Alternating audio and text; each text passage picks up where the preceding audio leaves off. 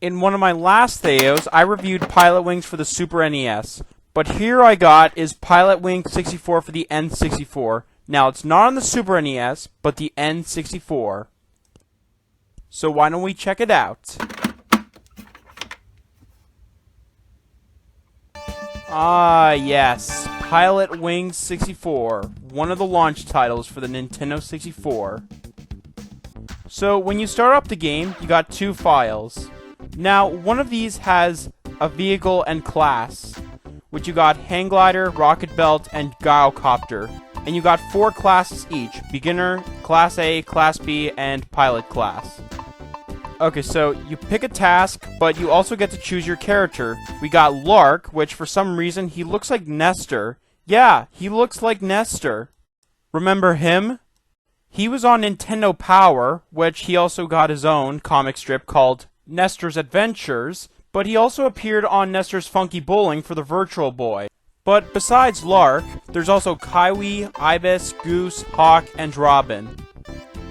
So once you choose your character, you're ready to start the class. But unlike the original, you got more tests rather than just one in the original. But the gameplay is basically like the original. It determines how well you do, which the better you do, the higher the points you get. Like, take a look at this perfect score I got in the hang gliding in beginner's class.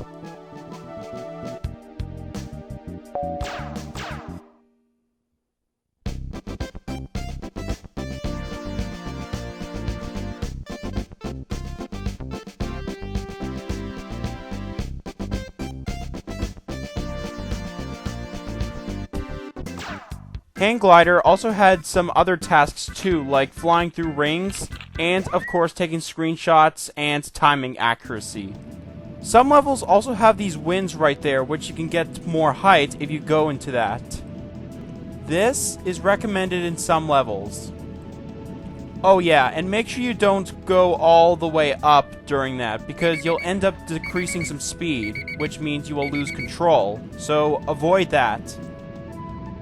Speaking of speed decreasing, the controls can get tough at times, like this one for example, where you have to fly all the way down, which means flying through rings, that is. Because while going down at a faster route, you'll end up losing control if you turn left or right while going down, which can get very uncomfortable. And once you make it to the target while trying to land, there is a good chance that you will not land the target correctly. There's also a view map where you can look at your current position and where the target is, and also objects too. You can even zoom in and out the camera as well while looking at the map, where you can see states in there too. It's actually pretty cool because one of these locations are from the United States. There's also Hint, where it can give you hints if you're not doing so well. Then you got the controls, which you gotta do, and for scoring, it gives you the total amount of points as well as the time points you'll get deducted if taking too long. And for sample photos, that's the one of the photos that you need to take. You'll also need to adjust the camera just for a cleaner quality, that is. Like this whale that I'm trying to take. Okay, so I see the water, like the whale spraying out water. Alright, I turn. Okay, I think I got it, but I gotta take it again for a close-up. I think I got it. But what about the fountain in the hotel? I also gotta take it too, but I have to be a little bit closer. Okay, I think 4 shots is enough. Now I need to land.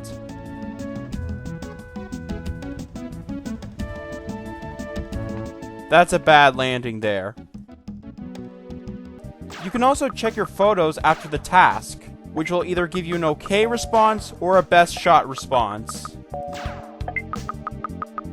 They also include replay as well, which you'll only get this Theo before you land or if you crash.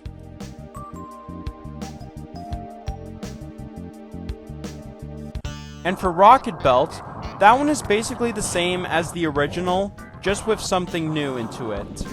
Like, if you hold Z, it will keep you still, but that will waste some fuel there. And you can even move the camera more, unlike in the original, where the only camera angle it gives you is the ground. But holding Z is useful when trying to turn. Also prevents you from crashing as well. But I'd say this one is arguably the easiest because it'll give you the silver medal more if you do very well on other tasks of it too. There's also bonus rings as well. But another very easy part is the target space, which you would have to hold Z multiple times for a perfect landing. So now that's a bullseye there. But make sure you don't hit the ground while flying, because you'll get 2 points deducted if you do. But Rocket Belt has more tasks besides flying through rings, but also where you have to pop the balloons, and where you have to move the green ball into the goal. Which that one is harder than the other two, because the ball will keep bouncing, and you will waste fuel if you miss it. And finally, Gyrocopter. Now that's the one where you fly a plane. And unlike the original, you don't crash when starting, which means you get to fly without messing up. But it does have the fly through rings type. But not only that. There's also one where you have to hit the targets, which you got a bullet right there where you can hit it. And make sure you hit it, because you can't run over it or else you'll crash. You can even switch it to first person for easier performance. But you still have to be cautious with the controls though. And also further to the target, because an easier way is to get close to it. And there's also one where you have to beat Mega Hawk, which it takes 5 hits for him to be defeated. But watch out for his rocks he throws, because if you get hit, you'll crash. And he only appeared in 2 tasks in it. Now, the controls is slightly better than the original, but it's still hard. Mainly because of the turnings, which can get slower, even if you use a lightweighted character like Lark or Kaiwi. But they shouldn't be too bad at least. But the landing is still a huge problem. Like, you have to turn farther from the target in order to land. And if you try to land during the course, you'll end up getting 5 points deducted or crash. And make sure you hit B right before you hit the target by landing. Because if you mess up, you'll either land outside the target or land sideways. But also pay attention to the accuracy as well. There's also extra games too, like Birdman. You can also change the weather too in this one as well. Now, this one is basically similar to the hang glider, except you're using wings and you're flapping around, which if you press A, you'll flap harder, which will give you more heights and speed. You can even mess around too, because there's no task in this one. But you can also take photos as well. And never mind about the awkward controls. I mean, this is just an extra game, so there's no task to it. Next is Cannonball. Now, this is the one where you get blasted out of the cannon in order to hit the target for points. You can also switch to a first person for easier performance. The higher the power is, the faster you go. And you got 3 shots and 4 targets each. You can also see Mario in the Mount Rushmore, which if you hit him, he will turn into Wario. You can also switch it to replay right after you blast out of the cannon. Looks pretty cool, more like a replay value. And here we got is skydiving. Yep, it's skydiving, but there's 2 sections. One is where you're near the clouds. You can also join in as well, which I don't know why, but I think it has something to do with the points.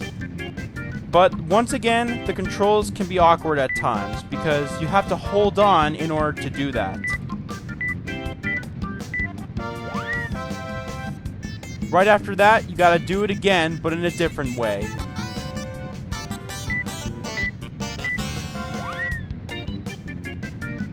But there's some other fun stuff in this one as well. You can dive faster if you hold down, but very slows down the turning. And you can even do flips as well. And if you hold up, you fall slowly. But I kind of forgot, you have to hold A to do flips. And the second section is where you have to land, which means it's a perfect time to use the parachute. Like I'm holding down to go faster. Okay, that should be close enough. I gotta move a little bit, and boom! Did I just crash into the hotel? Oh yeah, and you also have to move a little bit in order to land properly, because you'll end up either crashing or land outside the target. Now that is a good landing there.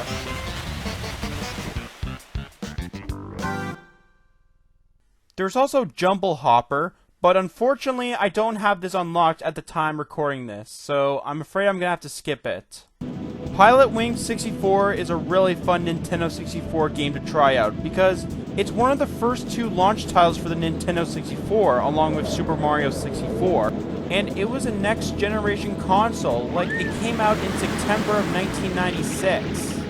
But there are some terms, like whether if the original is better than Pilotwings 64, or if this is better than the original. But what do you think?